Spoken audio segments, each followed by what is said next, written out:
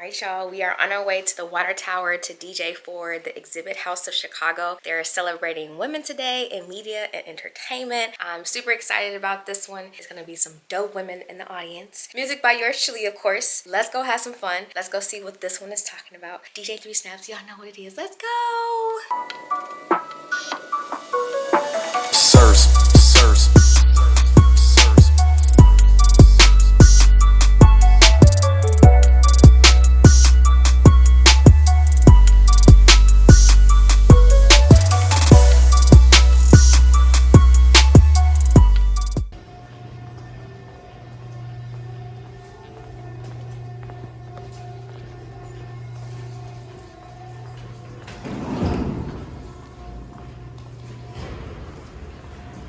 The left and go out the hallway, it'll be on your left. 4 to the left. Yep. Thank you. You're welcome.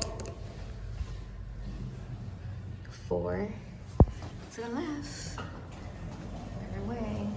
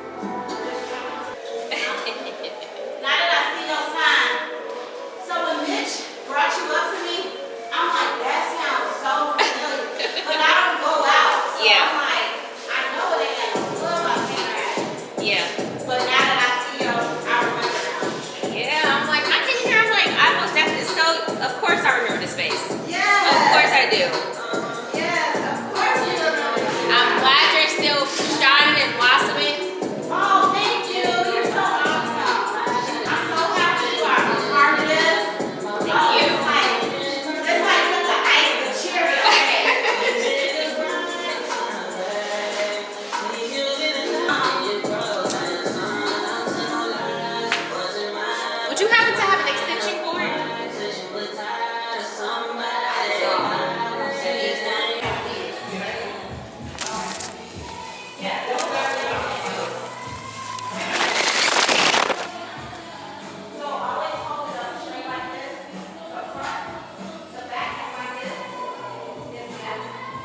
This is so nice. This is where I'm DJing today.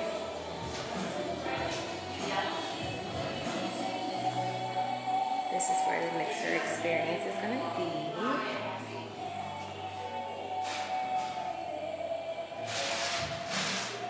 Right there to get the food ready.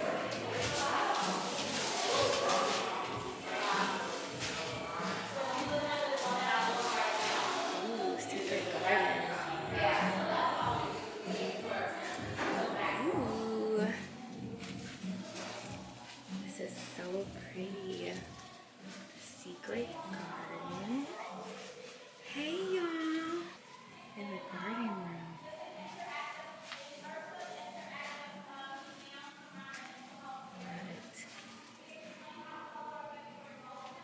Rose room. Cause we love roses. Yes, we do. Ooh.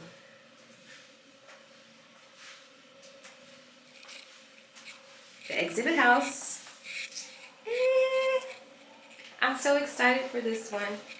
Exhibit house, water tower, downtown. Let's share secrets. This is me in a rose room. I love it. We have the Let's Share Secrets here. I love this room. Like, I love this room so much. And I'm sure the ladies who are coming today is gonna love it as well. Let's go.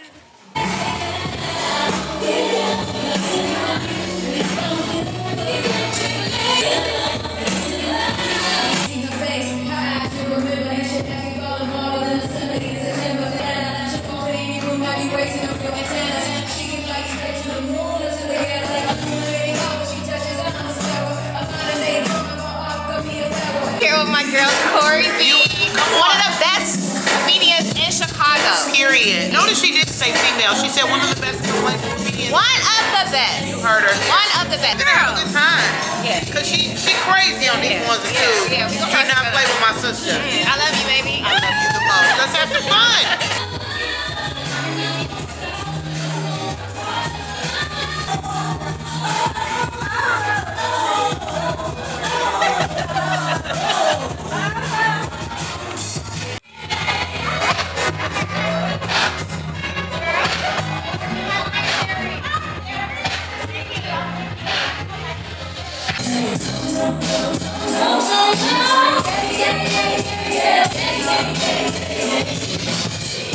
You escape out of this exhibit into the next exhibit, which is the mood room. The mood room are all of the emotions that I went through when I was in my depression.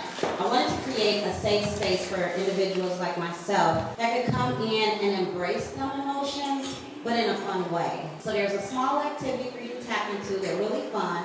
But you escape from those emotions into my beautiful secret garden. The secret garden is simply my traveling journey. I love to travel, and where I surrounded myself to bring me peace and comfort. So when you go into that room, my goal was to have you release all of your stress, all of your worries, and just take pictures and just embrace the moment with your friends and family. Leave out of that beautiful secret garden into the diner. I often went to a restaurant alone. I'm a loner, and I love to just listen to music and just eat good food. So I couldn't put a full restaurant there, so I just wanted to put like a mock diner. I'm an 80s baby, so I kind of wanted that retro theme. So that is just simply for you to just go in and take pictures. We sell t-shirts, hoodies, tote bags. That's the exhibit house, a safe space for all individuals to just come in and embrace themselves. So thank you all for coming out tonight. Tonight we have Anita on the B-side. She's going to be moderating with me. We have Michelle Releford from NBC5. We have Ewing from 32. We really appreciate you stepping out today. Crowded downtown Chicago, we are still celebrating, obviously, Women's History Month, but also it's St. Patrick's Day, thus the money green. Just to get started, we thought it was very important to celebrate the women in Chicago. Not just, yes. I say all the time, everything hot comes from our city because it does. I feel like we never really get the credit, but more importantly, everything that's wonderful starts most times with the woman. And if it doesn't start with us, we finish it. Because women, we pay attention to details. We pay attention to the little things that make everything important. We wanted to start off and celebrate women in media and entertainment. We started with these two wonderful women who we see on TV. They represent us so well, so classy, always knowledgeable, always articulate. You know, they bring us our news, but in a way that everybody can't do. I wanted to start with you, Michelle. As a woman on the news, and a black woman in particular, how do you maintain yourself? So myself, I'm originally from Chicago, graduated from Whitney Young High School. Yes, I'm a Dolphin. I graduated from University of Connecticut on majors in journalism. My first job was in South Bend, Indiana. Went from South Bend to Cleveland. Went from Cleveland to Boston, and grace of God, ended up back home in Chicago, and I've been here for the past 12 years with the same station, NBC5. They brought me home. I always like to say that my dad pulled a few strings in heaven because he passed away a few months before I got the job here in Chicago. So I like to think he didn't want my mom to be by herself. It really was a journey. I was not always able to feel confident. I definitely dealt with that whole imposter syndrome. Coming in, I definitely felt like, can I do this? I think at the end of the day, you learn to put those blinders on and just run your race and not look behind you. And story after story, live shot after live shot, exclusive after exclusive, you start to realize, wait a minute, I know what I'm doing. I kind of do this here. I cover stories that I think matter. It doesn't matter if a friend gave me the story, my next door neighbor gave me the story, or somebody I don't know. I fight for black people. And I knew early on, being the person that I am, that it was probably going to cost me in the corporate world. And what I mean by that is going into journalism. Now, I'm from Chicago, but I grew up in 8 neighborhoods. Thank God I had a good that knew the importance of education, because that's really how I ended up here. I knew pretty early on where I stood and what I was going to compromise on and what I wasn't going to compromise on. And I push our stories every single day. And when I say our stories, I'm talking Black stories. Obviously, we cover other stories as well, they matter too. But at the end of the day, I'm a Black woman. With that being said, you know, it's landed me in some heated situations, because not always is the person that you're telling this story to as passionate about that story as you. So you might get told no on a Monday, and you might get told no, I'm gonna get told no on a Tuesday because I'm coming back. And I'm gonna get told no on a Wednesday because I'm coming back again. And so I knew, me being who I am, that I probably was not going to be a main anchor at night or your main anchor in the morning. I knew for me that may not be my story, because when you do that, it puts you in a box. And oftentimes that box is a black box that people don't want to touch. You know, but I'm willing to forego all of that, you know, esteem and people saying, woo, woo, that's the main anchor for my people. At the end of the day, I ride for my people. I will make sure your story is covered if it's important. $5,000 in 2 trips. One was to Bermuda, write a book about asking. Y'all ain't ready for asking. Let's just say this. I ran into Mike Epps, I ran into Owen Wilson, and I ran into Hugh Harper and asked. Rhonda, we'll start with you. This rapper from Chicago, best known for your first role as an actress on one of the most watched TV shows on Fox TV. Promoted to the main cast after your first season. Celebrity Master Chef Champion, fashion designer, philanthropist, founder of Black Village Foundation, giving away over 10,000 plus toys. Launched over 150,000 grants. 250 now, 250 A TV host and currently hosting on Oprah Winfrey's television network on airing next month, April 19th. I go by the name of Tarana J. I'm a rapper, actress, producer, director, philanthropist. I call myself the Jackson of all trade. And anybody who knows me know that I am the hat lady, literally and figuratively. I like to take off and put on many hats. I don't just stick to one thing. I stick to a multitude of things. I also teach an acting class on the south side of Chicago in Woodline in the heart of O Block. Teaching kids more than acting. I teach them emotional intelligence. I teach them how to effectively communicate while effectively listening. I teach them how to regulate their emotions. So it's almost like therapy. I can't expect you to be somebody else if you don't know who you are. So I'm also building confidence, teaching these kids confidence and things like that. I do a lot of things, and it's not just for me. It's not for me to get the glory. I give it all to him, because without him, I wouldn't be able to do any of this. My story is one of the most absurd story ever. I did not want to be an entertainer. I was cutting meat for 6 years. I used to be a butcher at Jewel Osco. And I used to work at the Renaissance Park stop on 109th and Halsted, cooking for the old folks. So all I knew was food service, right? Just so happened my brother called me in the middle of the night one week after being suspended from my job for discourteous behavior. Called me the day before I was still back at work and said, hey, Terrence Howard is looking for female rappers in their 20s. I think this would be a dope opportunity for you to go and, you know, try out. I'm thinking the whole time Terrence is looking for rappers. I thought he was coming out with an Ultimate Flow label. And I said, what are you trying to do? Went in, called the number. I remember having a terrible day at work. I did not put that number in my pocket, but I remember calling the number. And he was like, yeah, we'll look for talented rappers if you come in and go from there. I never knew I was auditioning for a show. I thought I was going to rap for Terrence Howard. Audition, the rest was history. I sat in front of the Lee Dames, the Taraji's, the Terrences, and everybody, all the way down to the Forrest Whitakers, all the way down to the Felicia Rashads, right? I done worked with the Who's Who's and the What's What. Been there, been traveled the world, and before Empire, I had never seen downtown. I'd never been to the Water Tower. Wow. I'm 20-something and never seen my own city. All I knew was working on it. I wasn't clubbing. God is so good. Through that journey, I did so many things. And I realized that I was not just great at acting. I produced my own short film, which got me the Best Director, First Time Female Director Award for the IMDb. That was a silent film, because I didn't know how to write a script. I'm like, I'm just a silent film, ain't gonna have no dialogue, and I didn't know I was gonna get away with it. I got away with it because I wanted to change the narrative how people view Black love. Directed my first series, and then I got a call from Babyface's team. Babyface. Babyface, playing with my own music stuff, directing my own music videos, and The Babyface wanted me to come shadow direct his video with Coco Jones. What? Wow. You can't tell me my God don't be moving. I wasn't supposed to be in this, right? But when you allow your gifts to make room for you, when you allow your gifts to make room for you, the rest will flow. I always tell people, let go and let flow. Yes. You know nothing about nothing. All you gotta do is just show up, and God will do the rest. I don't have to do anything. I just show up as my most authentic self, and that's what gives me the gigs. People always say, oh, fake it till you make the meal. Being real will get you the meal. Being real gonna get you the meal. Chicago's own Miss Correy Bell, the hottest thing in comedy. Wife, mother, grandmother, one of the hottest and most funniest comedians on the scene currently. Performing at the historic Apollo Stage Theater. Also opening up for comedians such as Kevin Hart, her mentor and friend, Monique, the queen of comedy.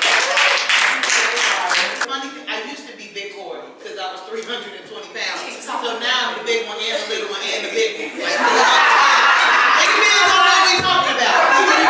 You know. When I started comedy, I started on a dare.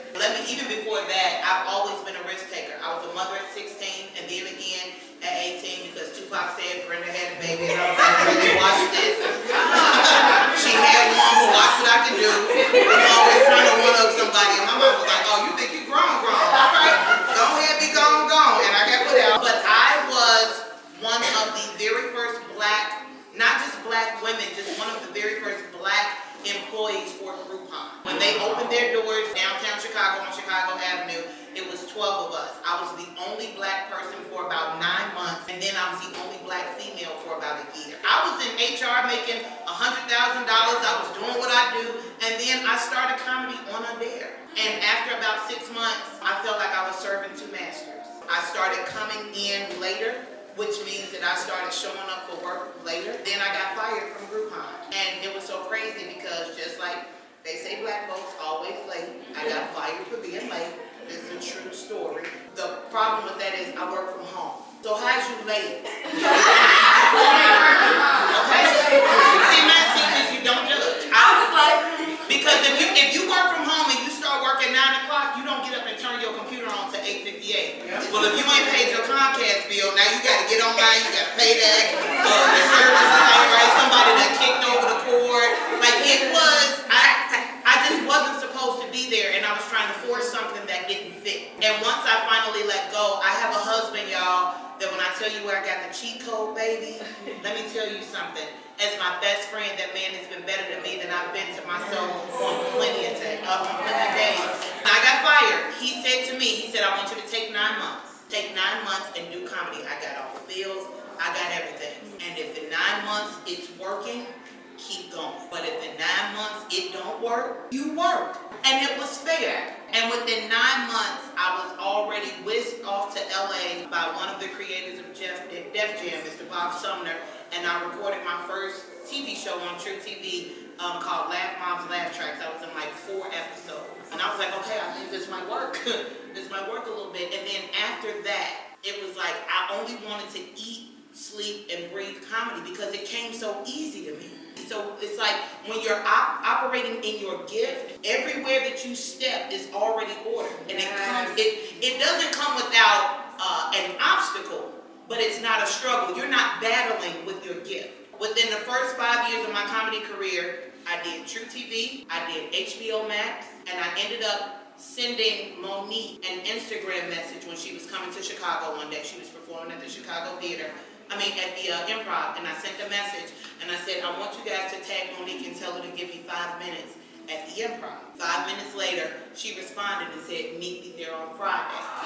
Now, that all sounds fine and good, right?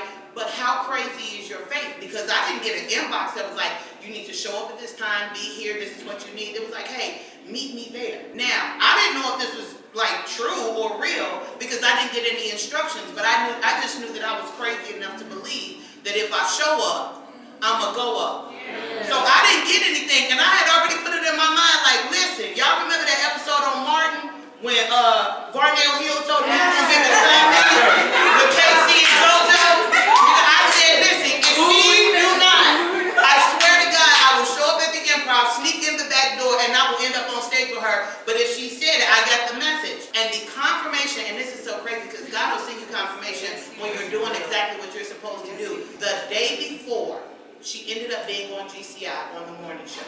And 2 days before she was on there, I had filled in as a guest co-host. And they were like, turn the radio on, turn the radio on. And someone recorded and said, one of the personalities said, hey, we saw that you told Correy Bell she can come and open up for you. And she said, I don't know who Correy Bell is, but the second I responded to that Instagram message, my inbox was flooded. So I was excited to meet her. So I was like, oh, let me put my good girdle on because it's about to go down.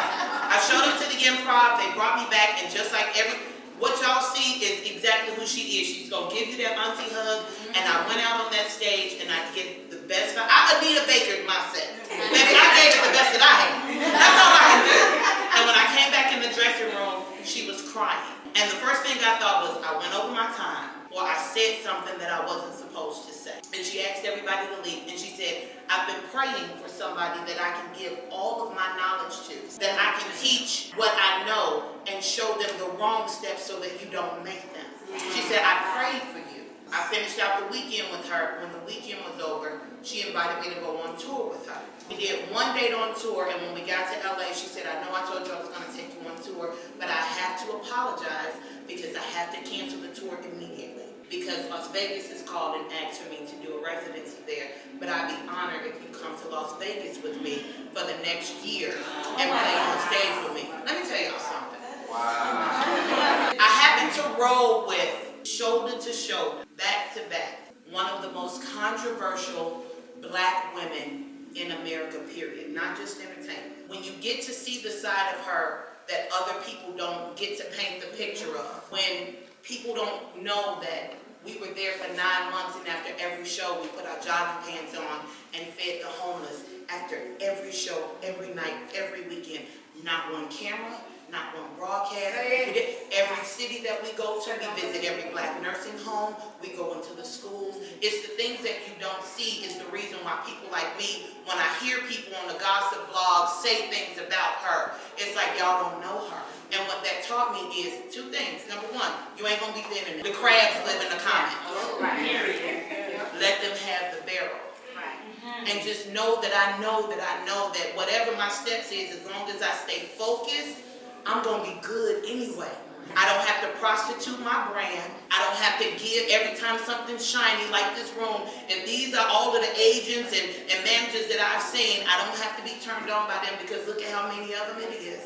Hollywood is Hollywood, 24 hours a day, 7 days a week. So their job is their job, but my job is to protect my brand and my family.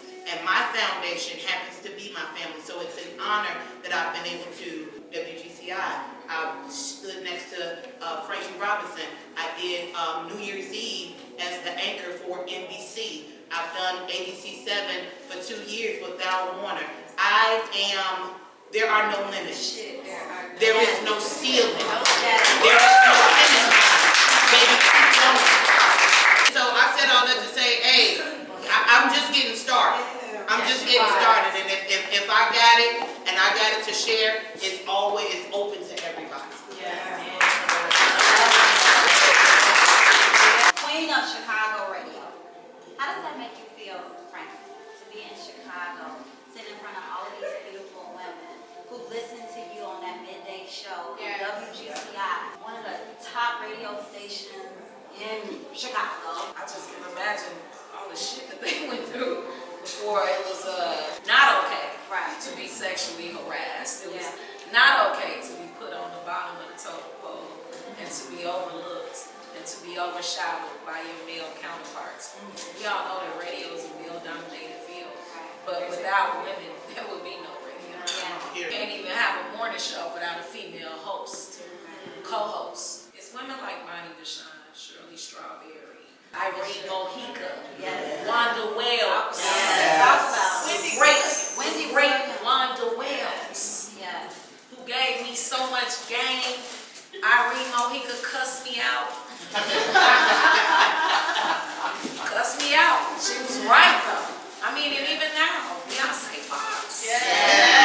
Beyonce. Courtney Hicks was one of my greatest idols.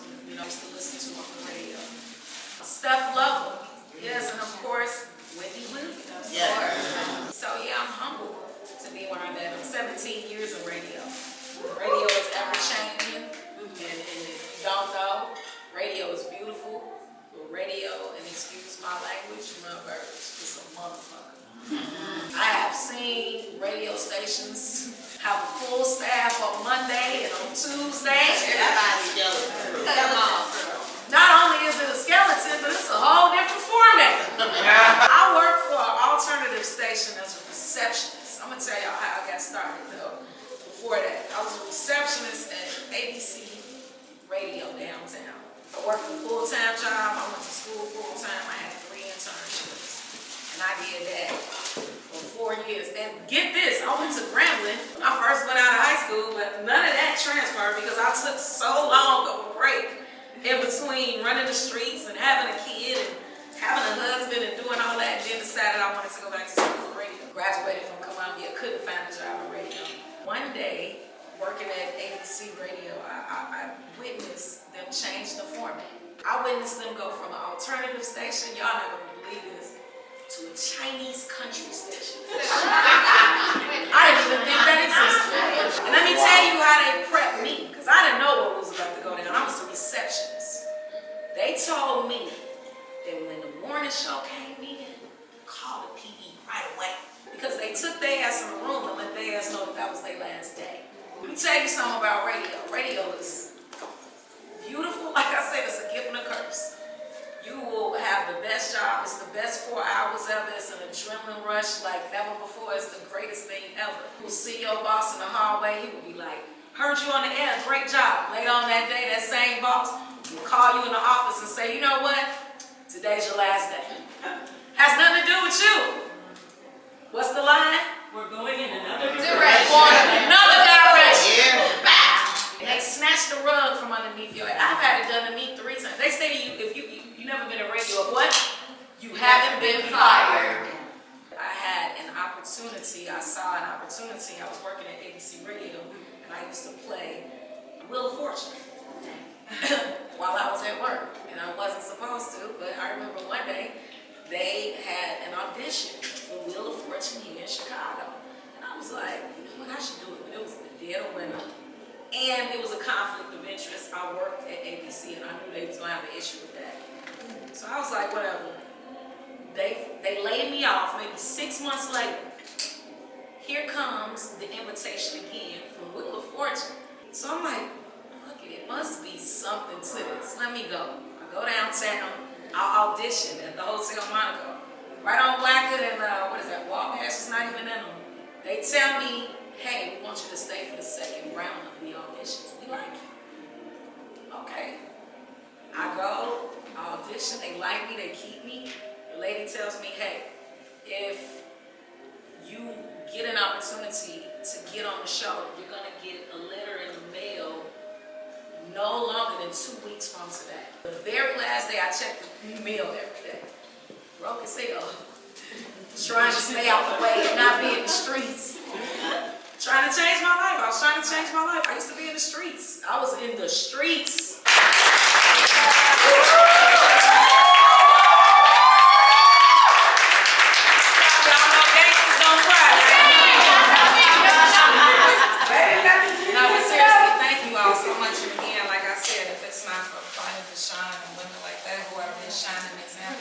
I think every woman in this room is an example of who you can be and what you can do. It's no limits, it's no ceiling, it's no roof.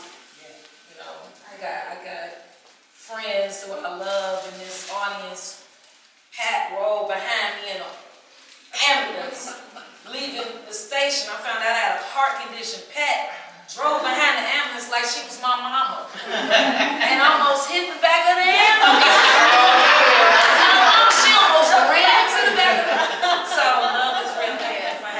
It's a wrap. We are done with that event. DJ 3 Snapz. Until next time. Sirs.